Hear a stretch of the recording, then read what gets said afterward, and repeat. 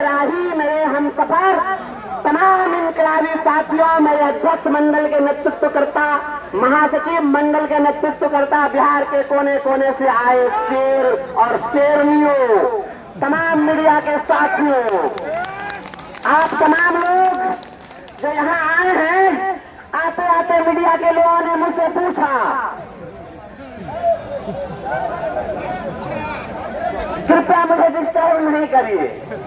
जब मैं आया तो मीडिया के लोगों ने मुझसे आते आते पूछा, आप सभी पिछले दिनों मशाल लेकर सड़कों पर क्यों उतरे थे? तो मैंने कहा कि जब खेतों में, हम लोग गांव ग्रामीण इलाके के लोग हैं, जब खेतों में सार भैंसा आ जाता है तो भगाने के लिए मुखियारियों मारना पड़ता है।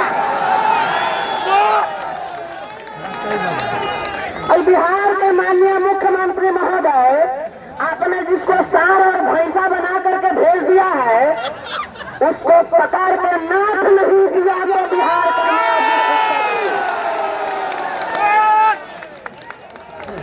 इस बिहार के अंदर संविधान का राज चलेगा या किसी का मौखिक फरमान का राज चलेगा?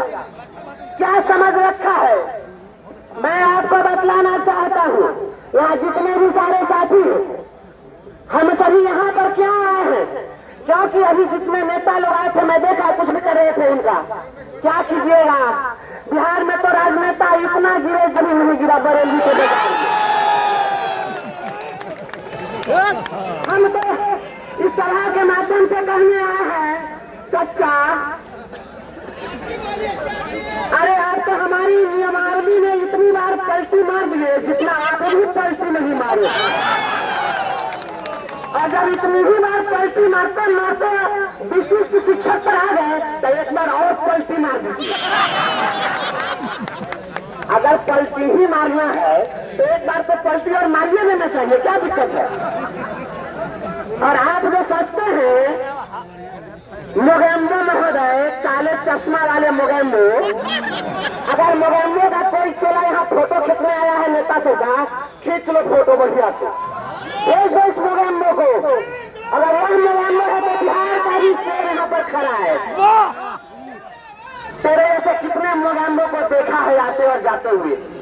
कागजी कार्रवाई की जो चिट्ठियां निकालते हो, वेतन काट लोगे, वेतन कटता है कटने दो, वेतन कटता है कटने दो, मस्तक कटता है कटने दो, तन को छलनी होने दो, आज जरा हम सबको सोनित की धारा में सोने दो। वेतन काटोगे काट लो, वेतन तुम्हारे काटने से हमारा वेतन कट जाएगा। लोकतांत्रिक अधिकारों का गला घोट रहे हो और कहते हो वेतन काट लेंगे और इसे शिक्षक बढ़ जाएगा। मैं बतलाना चाहता हूं मेरे मित्रों, हिंदुस्तान की धरती है, हिंदुस्तान की धरती पर जो लोग आए हैं इनका इतिहास है, हम बच्चों को पढ़ाते हैं। छत्रपति, मैं तो कुछ दिन तक इनका आदर किया। मैंने कहा, हमारे लोग कहते रहते हैं कि आप इतना आक्रामक क्यों बोलते हैं, आपको इस तरह से नहीं बोलना चाहिए।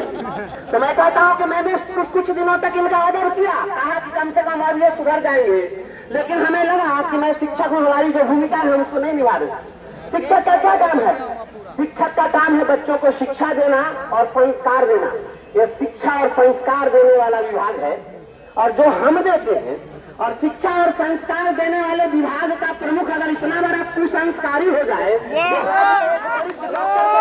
तो उसको कान पकड़ के अदब सिखा देना चाहिए, उसको संस्कार सिखा देना चाहिए। और आप समझ रहे हैं कि कार्रवाई के डंडा से हम भाग जाएंगे, हम लड़ाई में पीछे हट जाएंगे, सारे लोग अपना अपना फोटो खींच कर आज डीओ को दे दीजिए, डीएम को भेज दीजिए कि हम भी वहां पर थे, तुमको जितना कार्रवाई करना है कार्रवाई कर लो।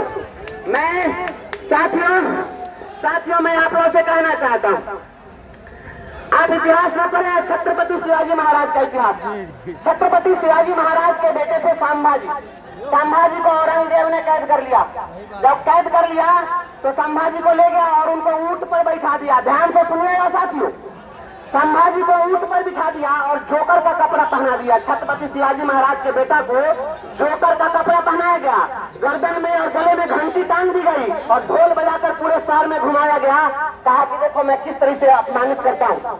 उसके बाद जब संभाजी को कैद कर दिया, फिर औरंगजेब ने कहा कि हम तुम्हारी हत्या नहीं करेंगे, तो हमसे संधि कर लो, हम तुमको बख्श देंगे। संभाजी ने क्या कहा जानते हैं? संभाजी ने कहा कि इतना अपमानित होने के बाद यदि मैं फिर जाऊंगा और मराठों का सरदार बनूंगा तो वे लोग कहेंगे कि तुम वही संभाजी न हो जिसको औरंगजेब ने जोकर बना करके घुमाया था। मेरे साथियों, संभाजी ने कहा कि इस तरह के अपमानजनक जिंदगी जीने से अच्छा है कि बहादुरी के साथ मर जाया जाए। संभाजी ने संदेश भेजा औरंगजेब के उस सैनिक से, कहा कि जा तू अपने सेनापति को कह देना कि हमसे अगर उसको संधि ही करनी है तो बोलो कि अपनी बेटी को हमसे ब्याह के हम उससे संधि करेंगे। संभाजी के साथ उसका जितनी बर्बरता से हत्या उनकी की गई, इतनी बर्बरता से किसी की हत्या नहीं की गई। जीते जी एक इंच काटा गया शरीर को, उनके आंखें फोड़ दी गई, सिर का खोपड़ी निकालकर उसमें भूसा भरा गया था, लेकिन संभाजी ने पीछे झुकना कबूल नहीं किया। मेरे दोस्त, मेरे भाई, मेरे शिक्षक, मेरे भाइयों बहनों, इस तुगलकी फरमान जारी करने वाले मुगैम्बों ने सांप, गोजर, भालू, बिच्छू, कोकरा सबको लगा दिया हमारे पीछे और इतना अपमानित किया कि अब हमको भी संभाजी की तरह कुछ कहने का मन कर रहा है। आप समझ रहे हैं? आप समझ रहे हैं कि ये हमारे माननीय मुख्यमंत्री जी ने समझा कि शिक्षक है ये गाय के समान है। गाय जो है जैसे दूध देती है, जब मन हो तब हम दूध लेंगे। मेरे भाई, हम लोग गांव में देखे हैं, गाय के पास जब बछड़ा को छोड़ दिया जाता है। देखिए, मैं सेंटिमेंटल कुछ बात आपको बोलना चाहता हूँ, क्योंकि मैं शिक्षक हूँ, विद्यालय में पढ़ाता हूँ, बड़ी आत्मीयता से बच्चों से जुड़ा रहता हूँ। जब आप देखेंगे गाय के बछड़े को छोड़ दीजिए, जैसे ही गाय के शरीर में स्पर्श करता है वो बछड़ा, तो गाय के पूरे शरीर का दूध उसके थन में इकट्ठा हो जाता है और आसानी से दूध दुहा जा सकता है। लेकिन मुख्यमंत्री कहा कि ना, बछड़ा को नहीं छोड़ना है। इसके सामने मोगैम्बो को खड़ा कर दो, डरे गाय दूध देने लग जाएगी।